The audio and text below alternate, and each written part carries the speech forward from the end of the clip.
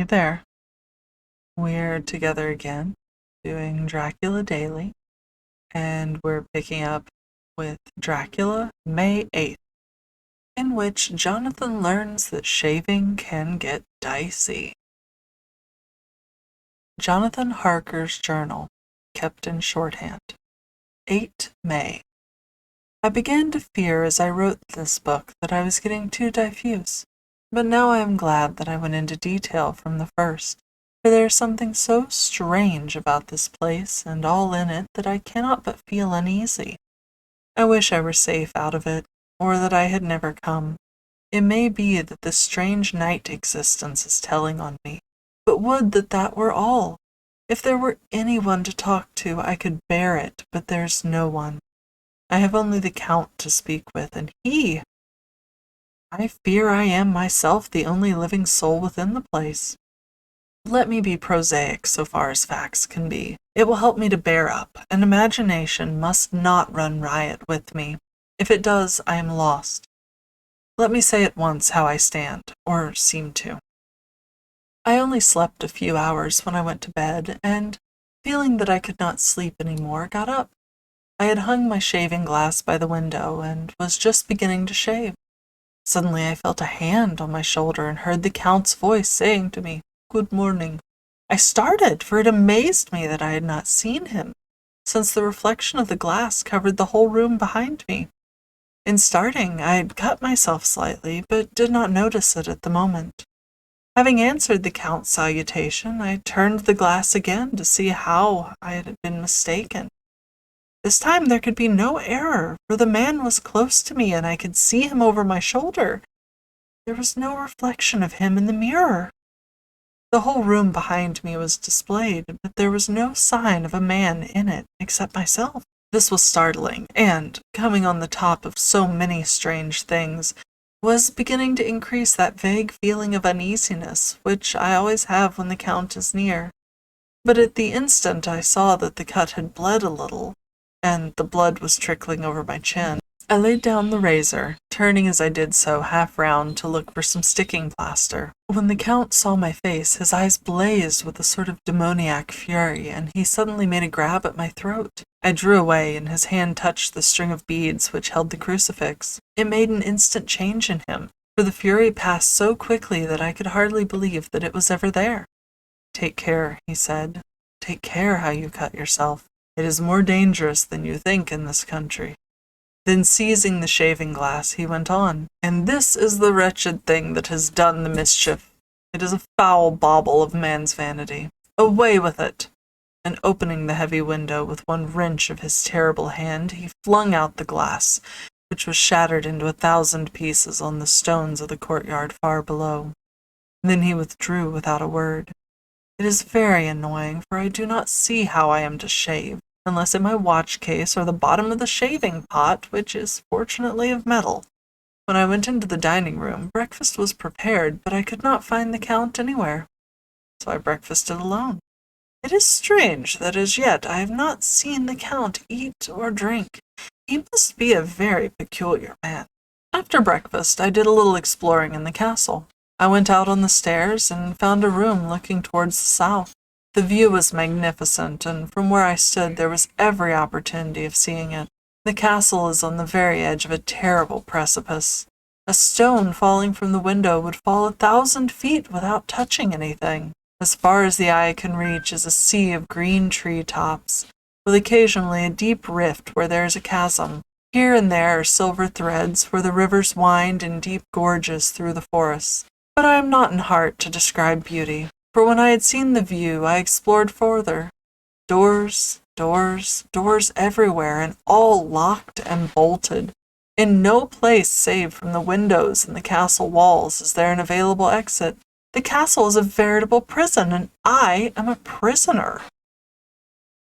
Chapter 3. Jonathan Harker's Journal. Continued. When I found that I was a prisoner, a sort of wild feeling came over me. I rushed up and down the stairs, trying every door and peering out of every window I could find. But after a little, the conviction of my helplessness overpowered all other feelings. When I look back after a few hours, I think I must have been mad for the time, for I behaved much as a rat does in a trap. When, however, the conviction had come to me that I was helpless, I sat down quietly as I've ever done anything in my life, and began to think over what was best to be done. I am thinking still, and as yet have come to no definite conclusion. Of one thing only am I certain, that it is no use making my ideas known to the Count. He knows well that I am imprisoned, and as he has done it himself, and has doubtless his own motives for it, he would only deceive me if I trusted him fully with the facts. So far as I can see, my only plan will be to keep my knowledge and fears to myself, and my eyes open.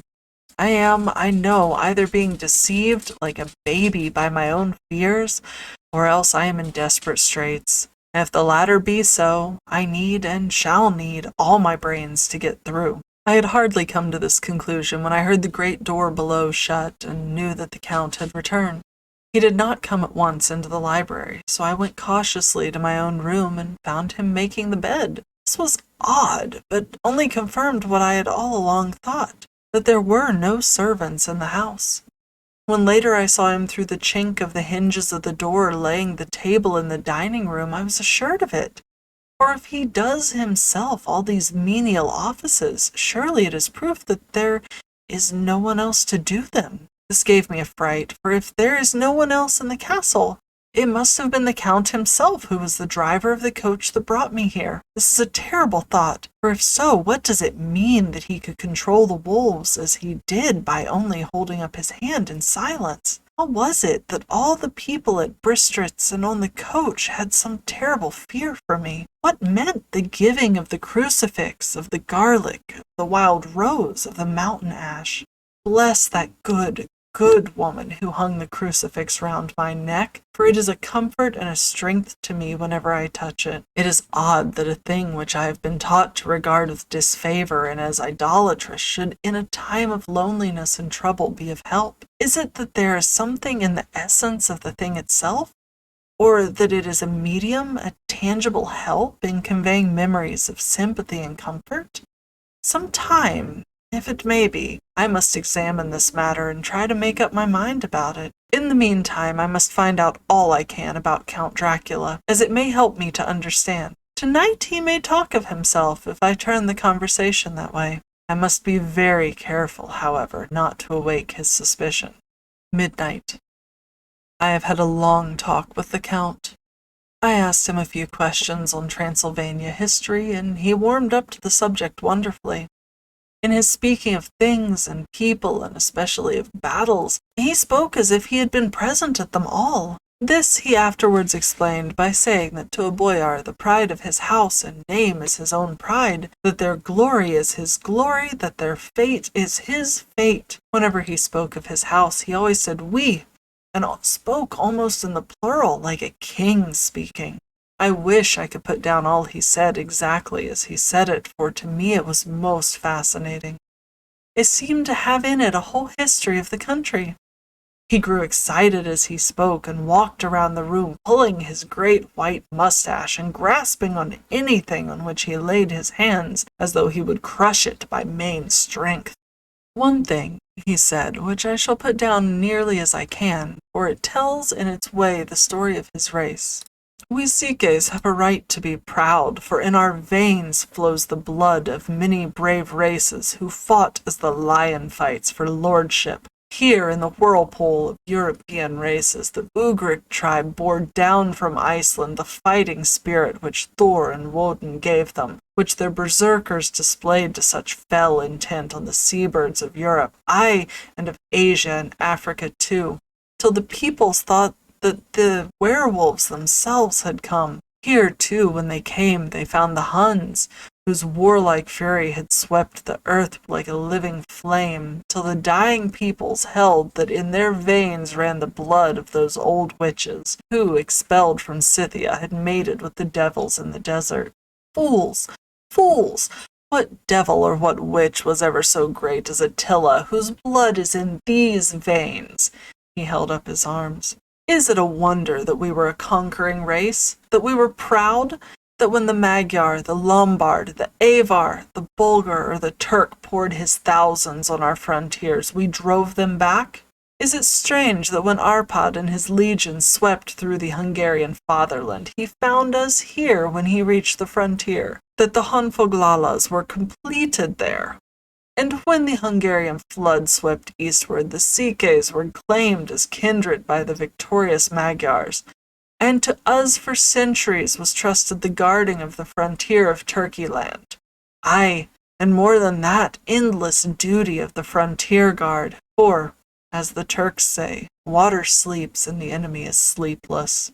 Who more gladly than we throughout the four nations received the bloody sword, or at its warlike call flocked quicker to the standard of the king? When was redeemed that great shame of my nation, the shame of Kosovo, when the flags of the Wallach and the Magyar went down beneath the crescent? Who was it but one of my own race who as voivode crossed the Danube and beat the Turk on his own ground? This was a Dracula indeed! Woe was it that his own unworthy brother, when he had fallen, sold his people to the Turk and brought the shame of slavery on them. Was it not this Dracula, indeed, who inspired that other of his race, who in a later age again and again brought his forces over the great river into Turkey land? Who, when he was beaten back, came again and again and again, though he had to come alone from the bloody field where his troops were being slaughtered, since he knew that he alone could ultimately triumph. They said that he thought only of himself. Bah! What good are peasants without a leader? Where ends the war without a brain and heart to conduct it? Again, when after the Battle of Mohat we threw off the Hungarian yoke, we of the Dracula blood were amongst their leaders, for our spirit would not brook that we were not free. Ah, young sir, the Székelys and the Dracula as their heart's blood, their brains, and their swords can boast a record that mushroom growths like the Habsburgs and the Romanovs can never reach. The warlike days are over. Blood is too precious a thing in these days of dishonorable peace, and the glories of the great races are as a tale that is told. It was by this time close on morning, and we went to bed. Mem. This diary seems horribly like the beginning of Arabian Nights, for everything has to break off at cockcrow, or like the ghost of Hamlet's father. And that finishes out May 8th Dracula Daily. As always, hit the subscribe button if you would like to come back and catch my other days. And in the meantime, take care of yourself. See you later. Bye.